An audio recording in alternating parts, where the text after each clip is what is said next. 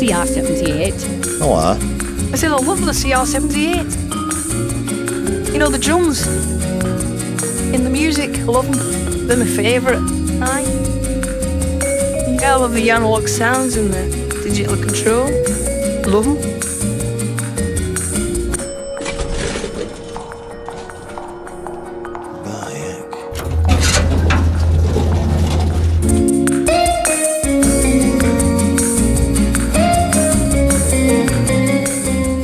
And I have to say, it's not just young random lovebirds in lifts that love the CR-78.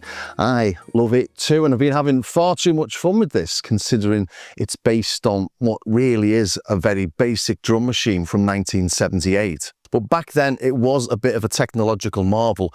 With the exciting new CR-78, you were only limited by your own imagination. And if you're not aware, the CompuRhythm or CR-78 became a classic for a couple of reasons. The first and most obvious one being it was the first programmable drum machine. Things like this is my Mini Pops Junior from around the same time, weren't programmable. In fact, none of the Korg Mini Pop series were. So unlike all other drum machines, you're not limited to foxtrots, bossa novas and waltzes. On this, you could create your own. But if you did want that elevator music aesthetic, it's got it in spades, because it does have all those classic rhythms on it. But the voices are all analog, and they really have got a lot more sort of warmth and thump than you might appreciate. And this takes things a whole lot further than the original.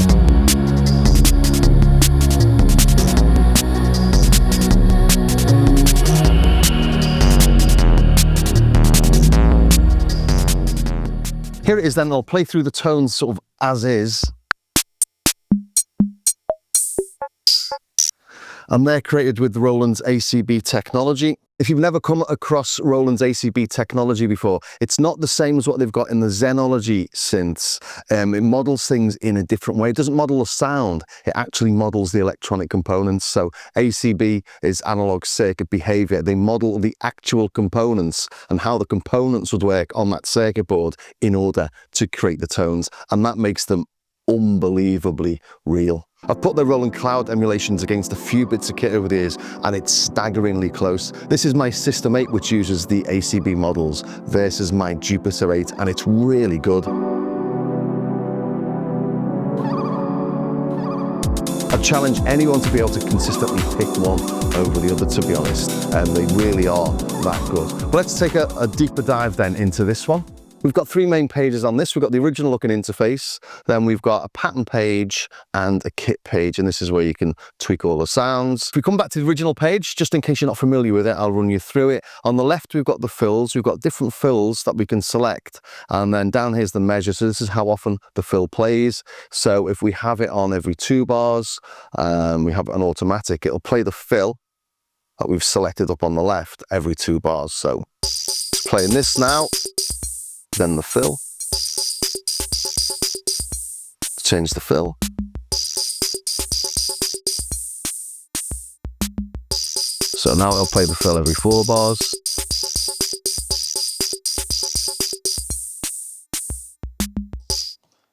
It's all quite self-explanatory when you know what's happening. And these fills here are programmed just like the beats are in patterns. If we open the patterns, let's open the banks. Actually, it's easier to see here. So we can see the fills down here, 22 to 30. So if we come into this, here we go, 22, fill 1. And then we look at the pattern. This is the pattern for that really simple fill. And we can obviously edit this. We're not stuck with the original fill.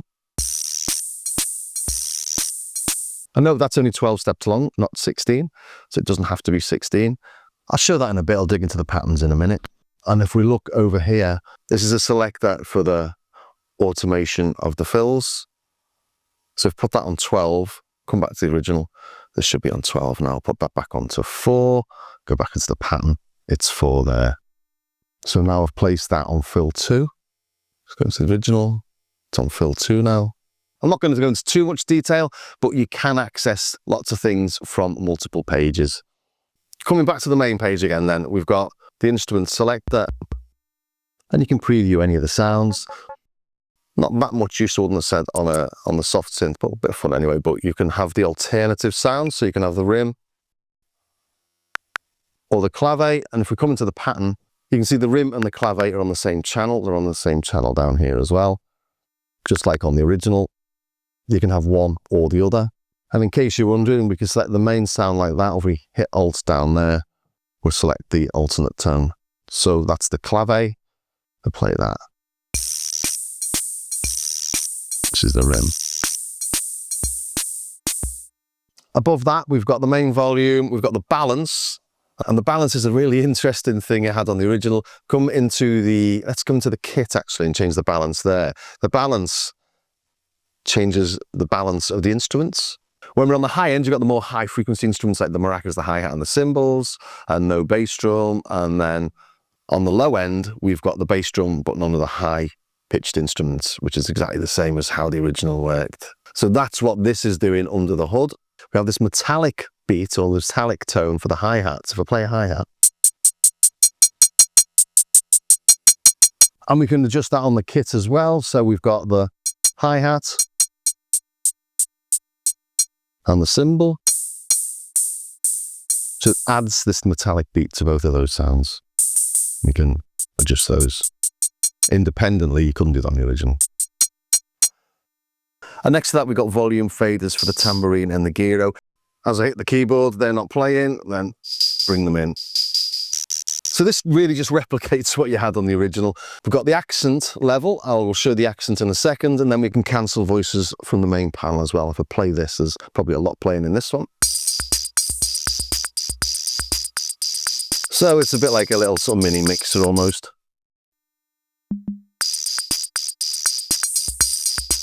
So you could do a bit of live jamming.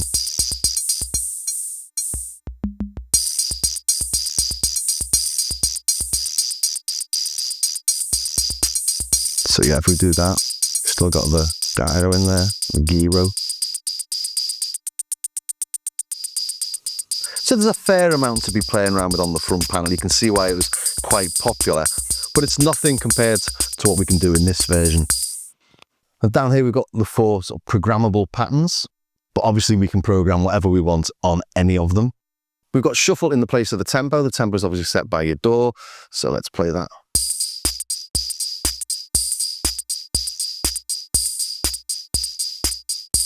Quite cool. And then we've got variations A and B. On the original, you had 2 variations for each of the presets, so that's Rock 4A, Rock 4B. So if you wanted, for example, to swap those over every bar, variation A and B, automatic. Might got an 8-beat loop. Let's take these bad boys out for a second. So next up, we've got fade in and fade out. Again, you used to have this on the original. Nice long fade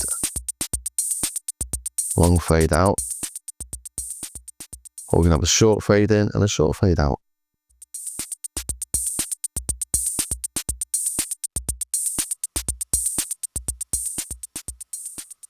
And then finally on the front panel, we can have the more techie looking version or the home organ version. So if you want to stick to the original, have that classic tone, it's all there. You can do all the things you could on the original. But really, this is more about the fun once you start digging in. And the first thing I'm going to dig into here is the kits, because this is possibly the most fun bit. We've got a few parameters here that you just didn't get on the original. So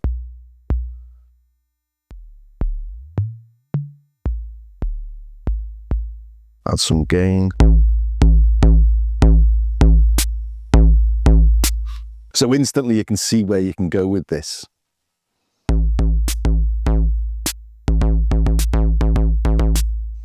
Let's add some gain to that snare. Or some snappy. Decay. Tune that down.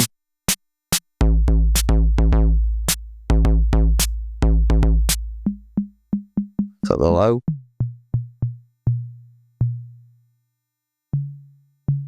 And all of that can be controlled via MIDI.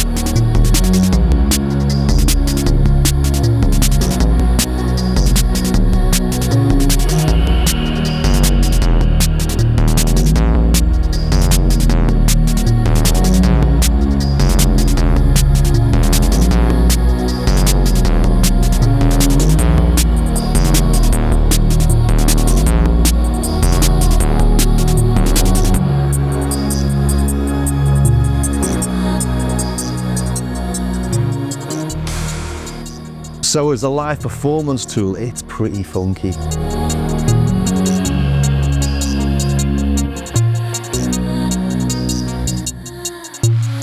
And it does come with a load of different presets in here. Again, if we open this bank, we've got, I'll just show you this, but actually we've got the pattern or the kit banks here. So go into the kits.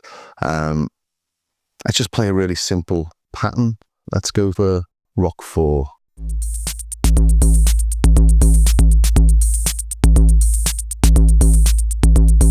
And just change some of these kits.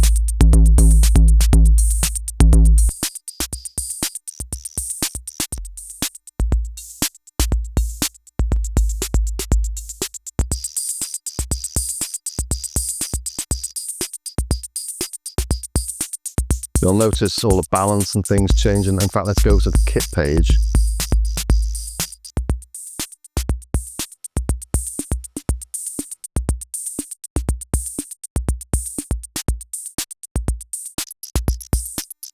I'm trying to get to the dirtier ones. There we go.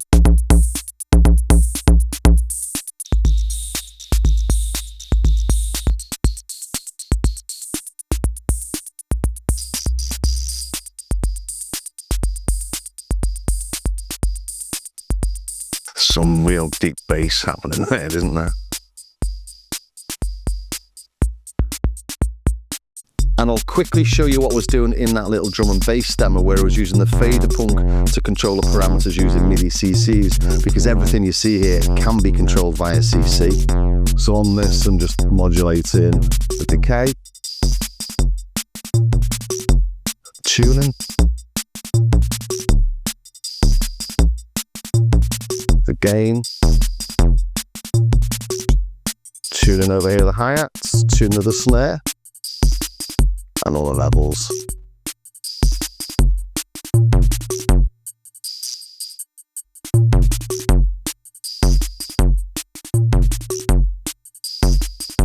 Control and click on a Mac, learn the CC, or forget the CC. And finally, let's take a look at the patterns page. It's really simple how you create the patterns on this. So if we play this one, in fact, let's load an empty one in. Let's go to initial pattern. All the initial patterns have this little tambourine and gyro pattern in there, which is a little bit annoying because it means that you've got to delete it. I don't know if there's an easy way of deleting it, but that would be nice if they could change that. Anyway, I'll just show you how it all works. So let's start adding some simple hits then, shall we? Let's play that.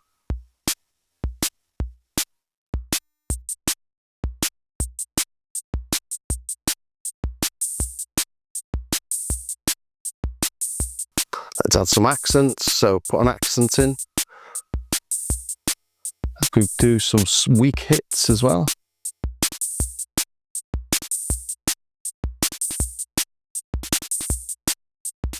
That's quite nice. Let's go into the original page then and add that accent. Back into there, let's add an accent on that kick as well. Knock that back a bit.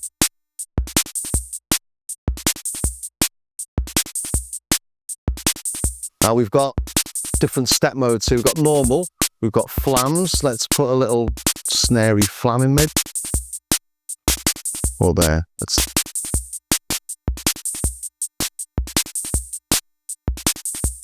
Or we can have it as 2, 3, or 4 ratchets.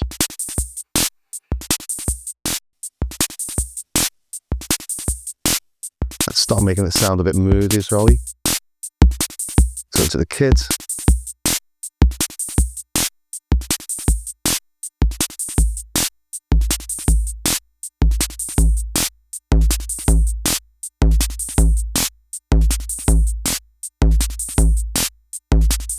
Hi-hat, let's add some metal.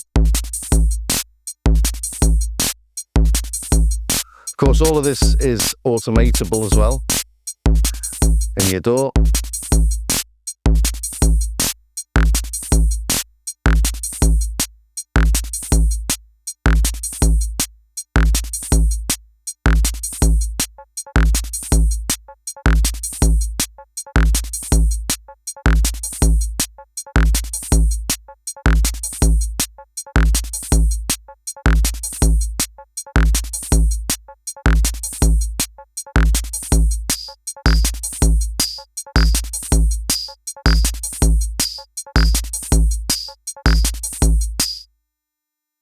And change the scale.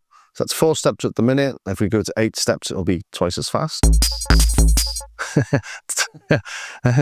3 steps. Oh, groovy. And you can tell it where the last step is as well. So last step for different instruments. This will be completely and utterly out of time now, maybe. Quite fun though. Let's try it.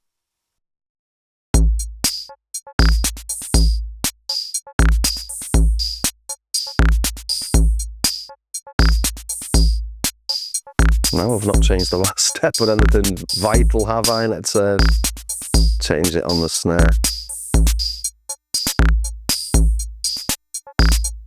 Cool. Bit of shuffle in there as well. Let's turn it black. Hopefully you get the idea. You can change the sound of everything in there. You know, you can get really roughed up sounding beats from that. You can control it live, and also the patterns themselves don't have to be a strict 4/4. You can change the length of each of the patterns for the individual instruments and stuff like that. So you can get really quite complex if you want. So yeah, I think I've showed everything I wanted to show on this. There you have it, the Roland Cloud emulation of the CR-78. It will come with Roland Cloud subscription, so if you're subscribed to the Cloud, you'll be able to have a play with it, and it's just really nice to have it up there. They've got it on the TR-8S and they've got it on the TR-1000, I think, the ACB models on those as well, but just nice to have it on the Cloud. I know it sounds like a limited instrument, but actually there's loads you can do with it. It is really good fun, just another whole palette of things to play around with. So I hope that was of some use to somebody. Somewhere, if it was, please do subscribe. Ring the bell, join me over on Patreon. I've got patches, samples, I've got tutorials and other bits and bobs up there. And also do take a look at my starskycar.com website as well. Again, there's samples, there's patches, there's stuff to download. And as I always say, even if you just pick up some of the really cheaper bits, it does all help to support the channel. Anyway, thanks for staying to the very end, and I will see you next time.